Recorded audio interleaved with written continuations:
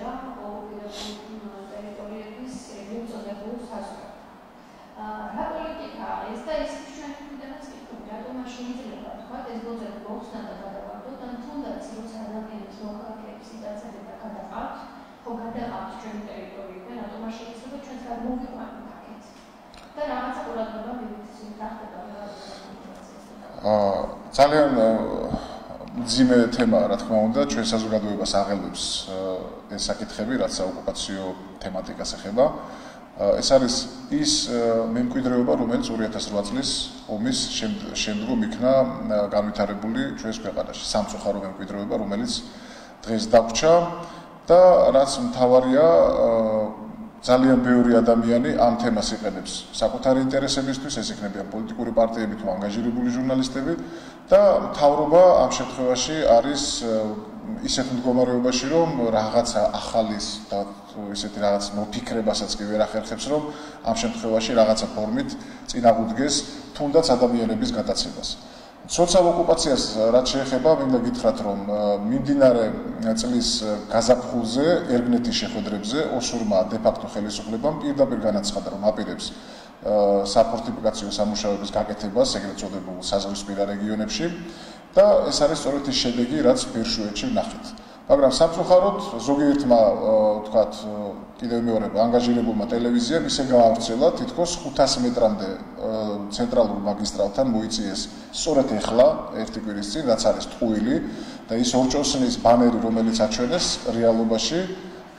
არის სწორედ 2 წლის წინ გადმოწეული და უпростоრად დაფიქსირებული ბანერი, რომელიც იქნა ჯერ კიდევ მაშინ ჩადგმული 500 მეტრში ავტომაგისტრალთან. ეს რა თქმა უნდა ხელისუფლებას რომელმაც მემკვიდრეობით მიიღო ეს პრობლემა არათავისუფლებს პასუხისმგებლობისაგან, მაგრამ ობიექტურებიც უნდა ვიყვეთ და უნდა ვთქვათ და ვაღიაროთ სიმართლე ნებისმიერ საკითხში, მით უმეტეს ისეთ მტკივნეულ საკითხში, როგორიც არის ბანერებისა და ბორდერიზაციის თემა. და ეს იმდენად მნიშვნელოვანი არის ჩვენი საზოგადოებისთვის, რომ თვით საპატრიარქომაც კი ჩათვალა საჭიროდ, რომ ამ თემასთან დაკავშირებით გაეკეთებინა განცხადება, რომელიც მოიცავს ძალიან შინაარსიან თემებს, თავის წიაღში ეს განცხადება და ამბობს, რომ ემოციურ ფონზე ამ საკითხების გადაწყვეტა არ შეიძლება და არ შეიძლება არამც და არამც პროვოკაციებზე წამოგება, ვინაიდან რა თქმა უნდა თავისთავში პროვოკაციულ სულისკვეთებას ეს ბორდერიზაციის პროცესი თავისთავად ცხადია შეიცავს. ამიტომ მაქსიმალურად უნდა ვიყოთ ფრთხილად და მე არა ვარ კიდევ მეორე ჩასაფრებული პოლიტიკოსების რიგში, როდესაც ხელისუფლებას სათქმელი უნდა უთხრა, ყოველთვის ვეუბნეოდი, მაშინაც როცა ხელისუფლების წიაღში ვიყავდი იმის მერეც, მაგრამ ამ შემთხვევაში უნდა ვთქვათ და ვაღიაროთ ის, რომ ხელისუფლება უძლურია ბევრი რამის გამო, მათ შორის ადამიანების გადაცემას აღუდგეს წინ, ვინაიდან არ უნდათ გაიზიარონ ის იდეა, რომელიც ჩვენ შევთავაზეთ, ეს გახლავთ ვთქვათ ვიდეო კამერებით აღჭურვა, სწორედ აი ამ საოკუპაციო ხაზის და ერთი შემთხვევაც რომ დააფიქსიროს ხელისუფლებამ, როდესაც რუსი ეგრეთ წოდებული მესაზღვრეები გადმოდიან ჩვენს ტერიტორიაზე, იტაცებენ საქართველოს მოქალაქეებს და გადაყავთ იქით მხარეს, ერთი ესეთი შემთხვევაც რომ იქნეს დაფიქსირებული, საერთაშორისო საზოგადოება ბუნებრივია რეაქციას მისცემს ამ საკითხთან დაკავშირებით. წინააღმდეგ შემთხვევაში დღეს იმდენი კონფლიქტები დაგროვდა სოფლიოს მასშტაბით, მე ვგულისხმობ ახლო აღმოსავლეთში სირიის კონფლიქტს, ისლამური სახელმწიფოს, თურქეთის ასევე ვთქვათ ტერორისტული აქტების ჩრდილოეთ კორეის, უკრაინის, რომ აი ამ დღის წესრიგში, მსოფლიოს დღის წესრიგში შეიძლება ჩვენი მართულ ხალხებისთვის ადგილი და დრო აღარ აქვთ მსოფლიოს პოლიტიკურ ლიდერებს. ამიტომ ხელისუფლებამ უნდა მოიფიქროს რაიმე ისეთი განსაკუთრებული, რომელიც ყურადღებას მიიქცევს თუნდაც მსოფლიოს თანამეგობრობისა და მე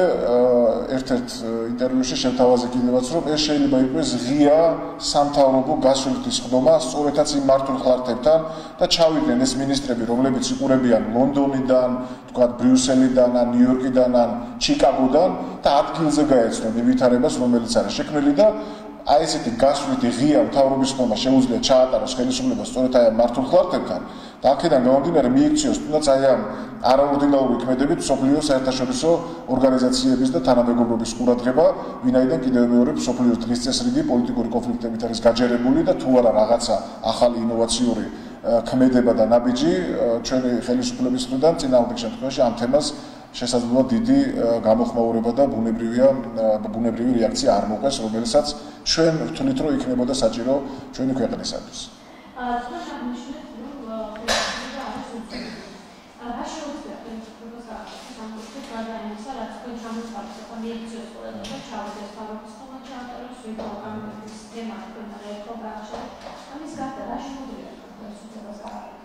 რეალურად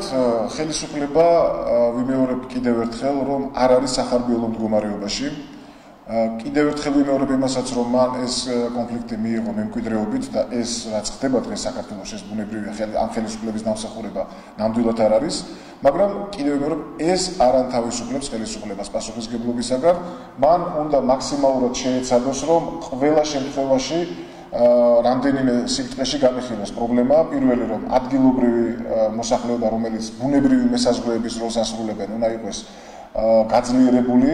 და ყველანაირი ხელშეწყობა უნდა იყოს შექმნილი და ყველა წინაპირობა იმისათვის, რომ მოსახლეობა არ დაიცალოს იქიდან, ვინაიდან ყველაზე დიდი მესაზღვრეები მართლა ეს მოსახლე და იქ მაცხოვრებელი ადამიანები არიან. გარდა ამისა, საერთაშორისო ორგანიზაციების დონეზე უნდა მოხდეს უფრო მეტი გააქტიურება ამ კონფლიქტისა და აი ამ ბორდერიზაციის საკითხისა. და რაც მთავარია, შიდა კონსოლიდაცია უნდა მოახერხოს ხელისუფლებამ და რა თქმა უნდა ამაში სხვადასხვა პოლიტიკურმა ძალებმაც უნდა შეუწყონ ხელი იმისათვის, რომ ეს პრობლემა არ არის მარტო ხელისუფლების პრობლემა, ეს არის ჩვენი ქვეყნის პრობლემა და ჩვენი ქვეყნის მოქალაქეებმა, პოლიტიკურმა პარტიებმა და სხვადასხვა აქტორებმა, რომლებიც დღეს პოლიტიკურ პროცესში იღებენ მონაწილეობას, მათ უნდა გააკეთონ ყველაფერი იმისათვის, რათა ეს პრობლემა იქნას გარკვეულწილად შეჩერებული მაინც. დღეს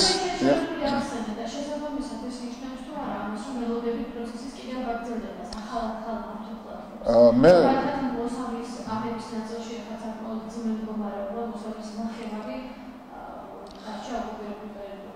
სამწუხაროდ უნდა ვაღიაროთ, რომ ეს ეგრეთ წოდებული, ვთქვათ, ბორდერიზაციის პროცესი გაგრძელდება, ვინაიდან ძალიან დიდ ფართობს მოიცავს ეს პროცესი, ვინაიდან წარმოიდგინეთ თქვენ, რომ დაახლოებით ხაშურის რაიონიდან მცხეთის რაიონამდე ითვლება ყოფილ სამხრეთ ოსეთის ავტონომიურ ოლქად და რო არა ის საბედისწერო შეცდომა, რომელიც წინა ხელისუფლებამ დაუშვა, როდესაც ახალგორის რაიონი მიუერთა ყოფილ საბჭოთა სამხრეთ ოსეთის საბჭოთა ოლქს, აი ამან გამოიწვია სწორედ ის, რომ უამრავი სოფელი დამატებით მოექცა საოკუპაციო ხაზის მიღმა და აქედან გამომდინარე მცხეთამდე შეუძლიათ, რომ აი ეს მართლმხარდები ოსმა სეპარატისტებმა და რუსმა ეგრეთ წოდებულმა მესაზღვრეებმა გამართონ. ეს არის სამწუხარო შედეგები დამარცხებული ჩვენი, ვთქვათ, წინა ხელისუფლების და ზოგადად ქვეყნის. ეს არის ოკუპაციის შედეგები, რომელიც 2008 წლის ომის შედეგად დადგა და შეიძლებოდა ჩვენ ეს შედეგები აგვეცილებინა თავიდან უფრო ჭკვიანი და უფრო დახვეწილი, უფრო მოქნილი დიპლომატიური პოლიტიკა, რომ ეწარმოებინა წინა ხელისუფლებას, მაგრამ რაც მივიღეთ ეს არის ჩვენ ახლა უნდა ვეცადოთ ყველამ ერთად ხელისუფლება იქნება ეს თუ ოპოზიცია თუ სხვა, რომ გამოერთიანებელი თემები ვიპოვოთ და ეს თემა არის სწორედ ის, რასაც ახლა დღეს ჩვენ საუბრობთ ბორდერიზაციასთან დაკავშირებით. ასევე მინდა მივესალმო იმ ახალგაზრდებს, რომლებმაც თავისი გულანთებული სულისკვეთებით მოახერხეს ჩავიდნენ სწორედ სოფელ ბერშუეთში და გააპროტესტეს ეს აქცია. ესეც ერთგვარი, რა თქმა უნდა, მნიშვნელოვანი ნაბიჯი არის, მაგრამ მათაც მინდა მიმართო, რომ მაქსიმალურად შეეცადონ, რომ ეს თემები, რომელიც დღესდღეობით აი ამ საკითხთან დაკავშირებით არის, ყოველგვარი პროვოკაციებზე წამოგების გარეშე განახორციელონ, გადაჭრან, ვინაიდან ჩვენ გვახსოვს შაშან წინდელი ერთ-ერთი ეპიზოდი, როდესაც ქართული დროშა იქნა დატოვებული აქციის მონაწილეების მიერ აი ამ ტერიტორიაზე და როდესაც დე-ფაქტო ხელისუფლების წარმომადგენელი ოსი ეროვნების ერთ-ერთი პიროვნება, რომელმაც აიღო ეს დროშა და ამ დროს ქართველები, ჟურნალისტები იღებდნენ აი ამ კადრებს, მან ძალიან სათუთად ამ დროშას აჩვენა ყველას, საპირისპირო ქართულ მხარეს, რომ სათუთად მოექცა, დაკეცა და ასე შეინახა და ასე ჩაიტანა თავის ქალაქში. მაგრამ თქვენ ერთი წამით წარმოიდგინეთ, რომ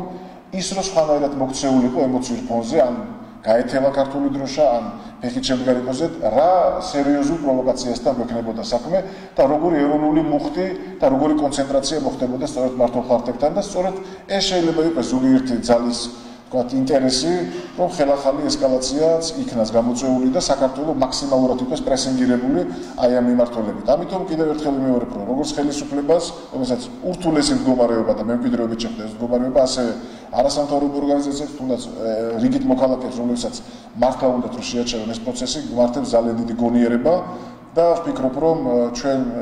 ამ საკითხში უნდა ვიყოთ ერთიანი და არა ვიწრო პარტიული ინტერესებით ვიხემძღვანებოთ. მაგალითისთვის გეტყვით, თუნდაც ძალიან გამიკვირდა, ძალიან გამიხარდა პირველ რიგში, მაგრამ ძალიან გამიკვირდა, როდესაც ზალიბულ დუმაში ვნახე ეგრეთ წოდებულ პირობით საზღვართან და როდესაც მან გააპროტესტა ეს ყველაფერი და ბოლოს დააყოლა, რომ აი ადგილობრივი თვითმმართველობის არჩევნები არის თუმე გამოსავალი, რომ ეს პროცესი შეაჩეროს. მაშინ უკვე ჩემთვის გასაგები იყო, რომ რასთან გვაქვს საქმე, რომ ეს თემა ზოგიერთი პარტიისთვის და ზოგიერთი ანგაჟირებული ტელევიზიისთვის არ არის მხოლოდ და მხოლოდ მტკივნეული თემა, როგორც ქვეყნისთვის ერთ-ერთი საჭიროა თემა. არამედ ეს არის თემა, რომელთაც შეიძლება თავისი პარტიული აქტივები და პარტიული ქულები დაიწერონ და მე ესეთ ნაბიჯებს ნამდვილად არ მივესალმები არც პოლიტიკოსებისგან და არც პარტიებისგან და არც ტელევიზიებისგან.